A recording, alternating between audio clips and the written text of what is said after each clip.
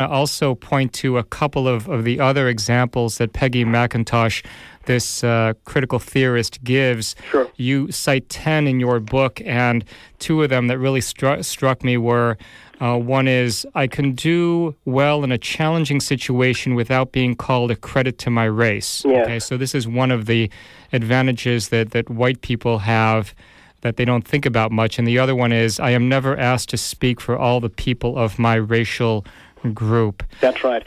In particular, the first one there, in terms of being a credit to my race. When I bring this up to my students, they've never heard of it before, which is, again, very telling about, quote unquote, the white experience.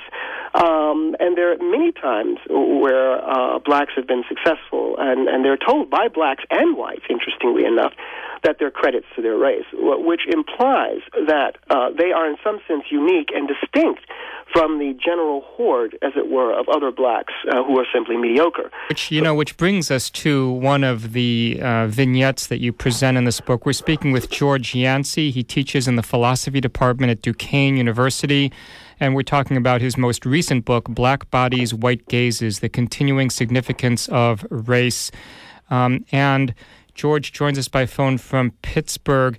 At a recent conference convened by the American Philosophical Association, you had an informal encounter, this is between sessions of the conference, with a well-respected white philosopher.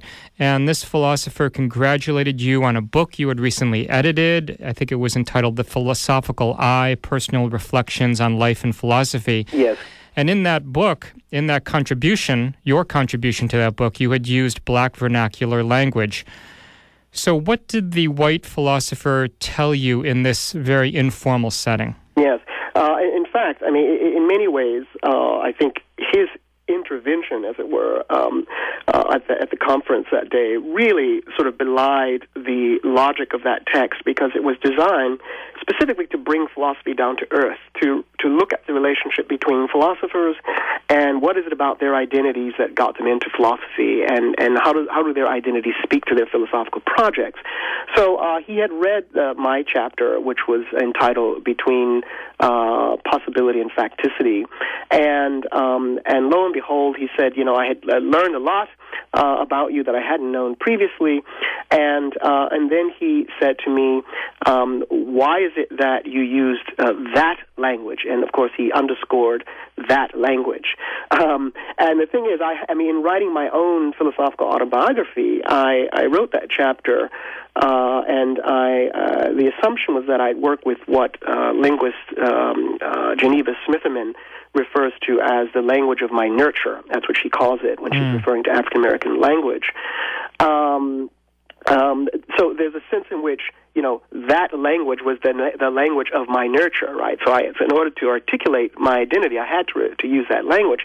And his question, right, when he posed that question, why did you use that language, reminded me, I think, that he thought that I was using an ersatz language, a childlike language, an inferior language, and that language was incapable of communicating brilliant, and profound philosophical ideas.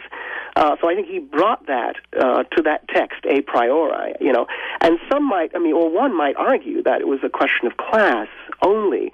Now, why I argue that class was operative in that encounter, it was also about race. And the reason I argue that is because basically I was being reminded not to speak like some of my black colleagues, because interestingly enough, he went on to tell me about a black philosopher who he had seen and heard give a lecture, and he talked about how horrible the English was, right? And of course, he didn't even ask whether I knew this person. So there was something about that language and that black colleague of mine that he was, trying to make a very tight connection with. And I was told that he said, you speak well. So in some sense, he meant that I speak well as a black person. So again, it was an insult, right?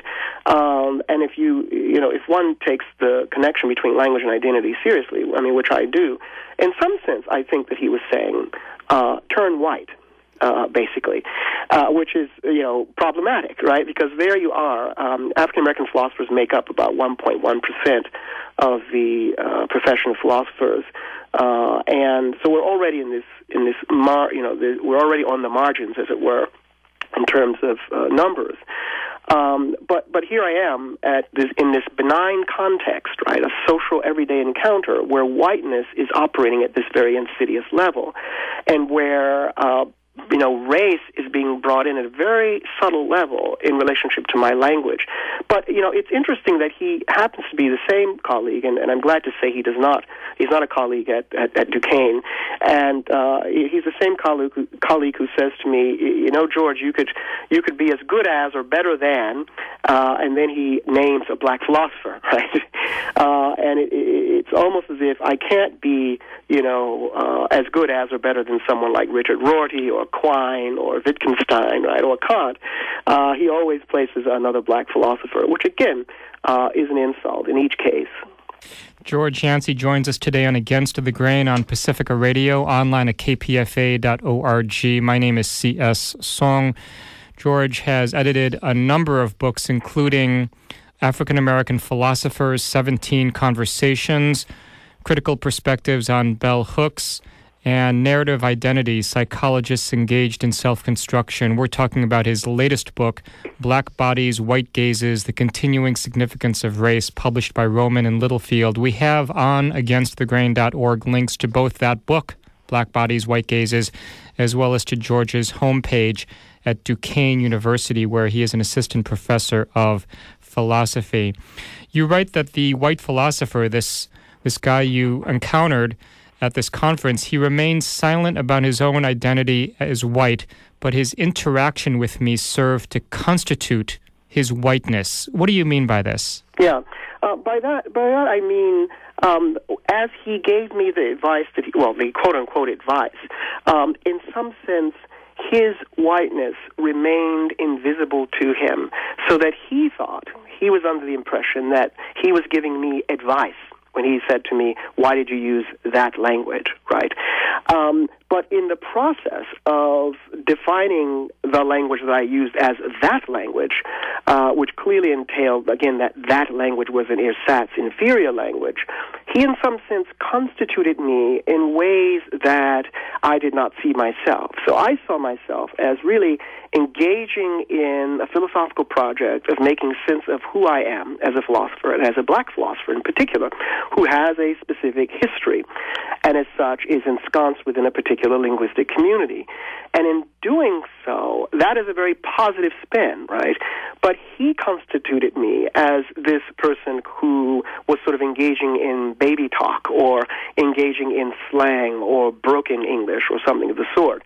But in doing this, and this is the way power works, I think this is the way power works, this is how whiteness works, rather, as a site of power, it remains invisible to itself. So it's not that he, as it were, realized that, hey, I'm speaking from this perspective of whiteness, right, that mediates my judgment.